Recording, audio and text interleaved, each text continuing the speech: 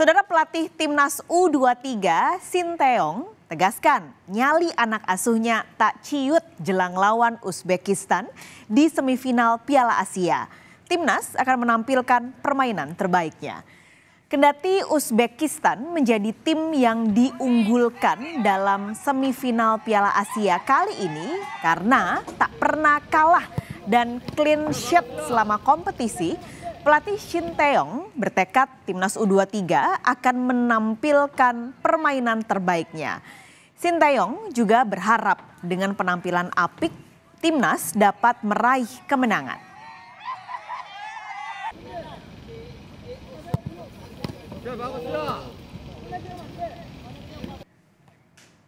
자기까지 가면서 이겨서 지금 뭐 선수들은 상당히 자신감이 붙어 있고요. 우즈벡 경기를 요 앞전 사우디랑 하는 경기를 직접 가서 눈을 보면서 상당히 좋은 팀이다. 그리고 연령대 대표를 거치면서 원래 우즈벡이 좋은 팀이다 보니까 그런 경기나 모든 면에서 험잡을 데 없이 잘해줬던 경기였고 4강에서는 뭐 쉬운 경기가 아니지만 우리 또한 지금 선수들 남대로 잘 만들어져 있기 때문에 한번 멋진 경기 한번 해보고 싶습니다. Tiket nonton laga semifinal Piala Asia U23 antara Indonesia dan Uzbekistan ludes terjual alias sold out, saudara. Digelar di Stadion Abdullah bin Khalifa, venue ini berkapasitas 10.000 penonton. Dari aplikasi resmi penjualan tiket Haya Tukatar, pembeli sudah tidak bisa lagi mengklik pilihan beli untuk pertandingan Indonesia-Uzbekistan. Nah, kondisinya berbeda jika pembeli memilih pertandingan Jepang-Irak yang masih bisa diklik. Meski tak bisa memastikan supporter mana yang jadi pembeli terbanyak, namun kalau kita berkaca dari pertandingan sebelumnya, laga Indonesia selalu dipenuhi supporter Indonesia. Timnas U23 telah menjalani 3 pertandingan di stadion ini.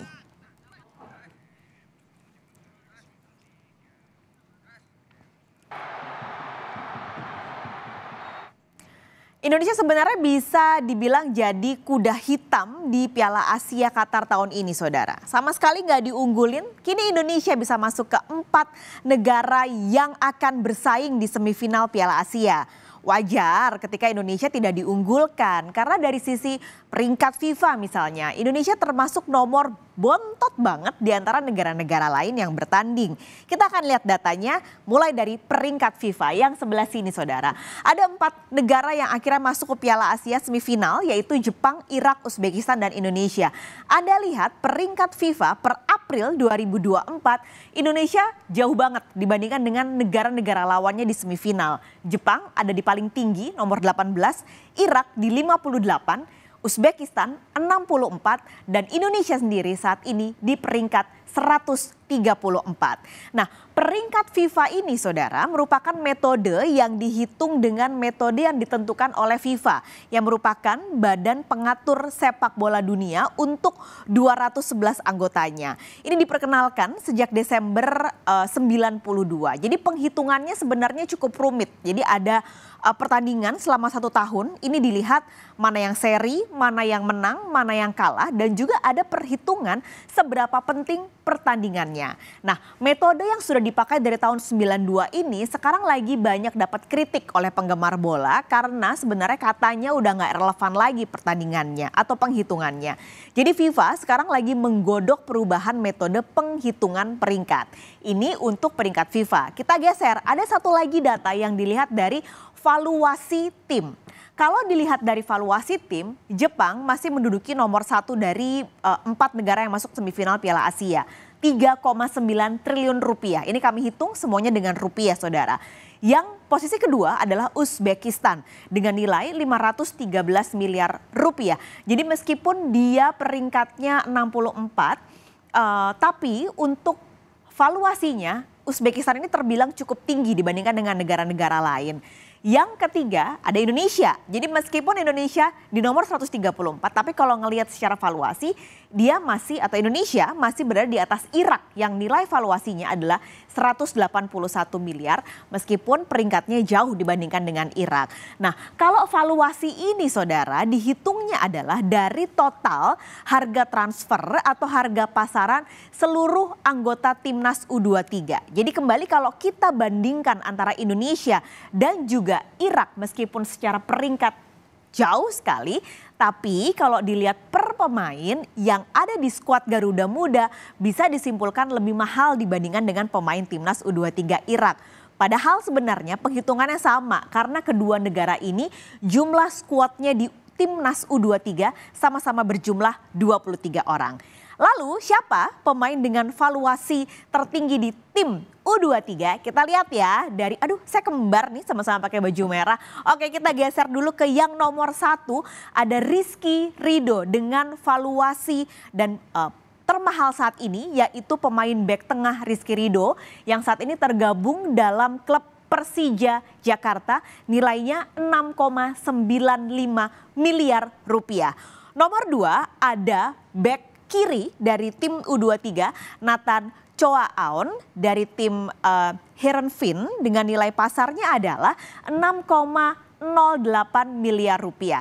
Ini posisi kedua. Nah, posisi ketiga ada gelandang tengah Ivar Jenner, nilainya adalah 5,21 miliar rupiah. Saat ini Ivar Jenner memperkuat tim Utrecht 21. Lalu kita geser lagi nih, nilainya sama nih sama Ivar Jenner yaitu Marcelino Ferdinand, gelandang serang di tim U23 dengan nilai sama yaitu 5,21 miliar rupiah.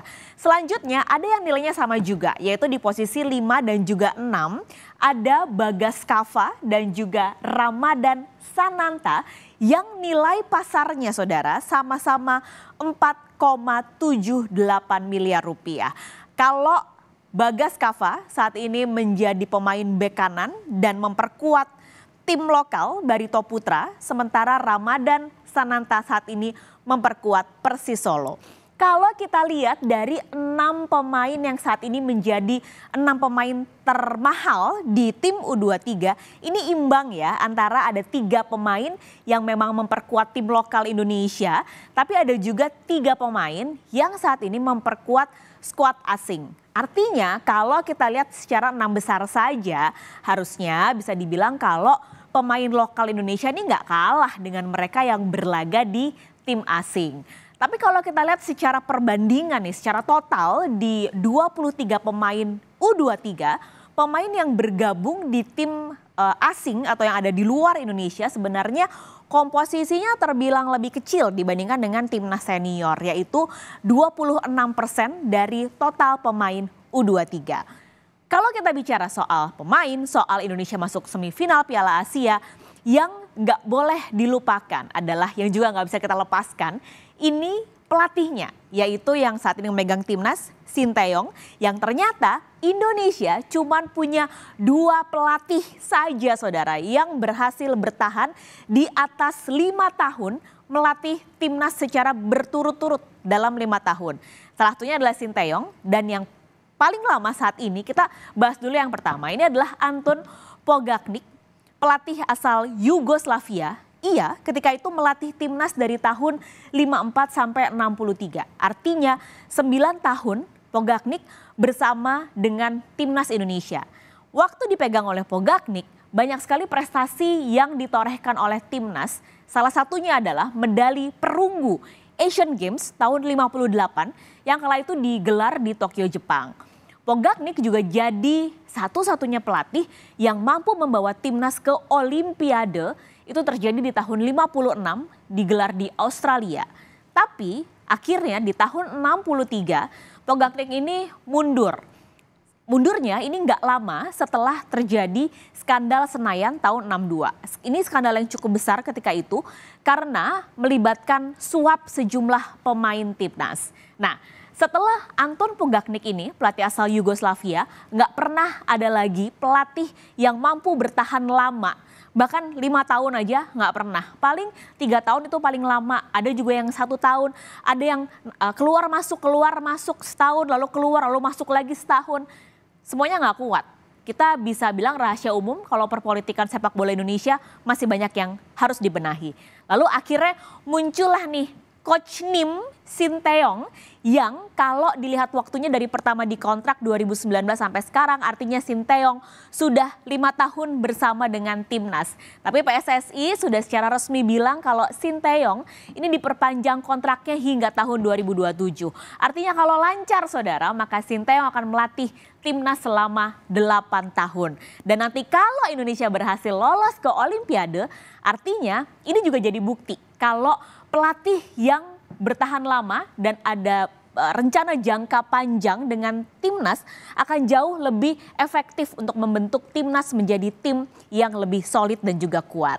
Lalu apa saja yang akan jadi hadiah Piala Asia tahun ini saudara? Pertama, yang sudah pasti nggak bisa dinilai dengan uang adalah kita lihat tiket Olimpiade Paris 2024.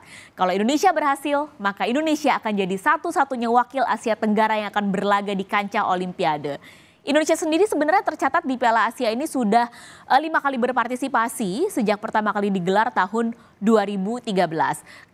Lalu saudara, hadiah kedua adalah trofi asli dari Piala Asia. Tapi ini sifatnya hanya dipinjamkan saja, nanti akan dikembalikan dan tukar dengan trofi replika, lalu medali dan yang terakhir adalah uang tunai. Tapi besaran soal uang tunai ini belum secara resmi diumumkan oleh pihak AFC. Tapi kalau kita lihat dari 2023 Piala Asia, tim yang kalah di semifinal ini mendapat $1 juta, lalu runner up 3 juta dolar. Sementara pemenang mendapat $5 juta. Tapi sekali lagi uang pasti nggak penting saat ini, kita berdoa bersama-sama tiket Olimpiade bisa dipegang oleh Indonesia.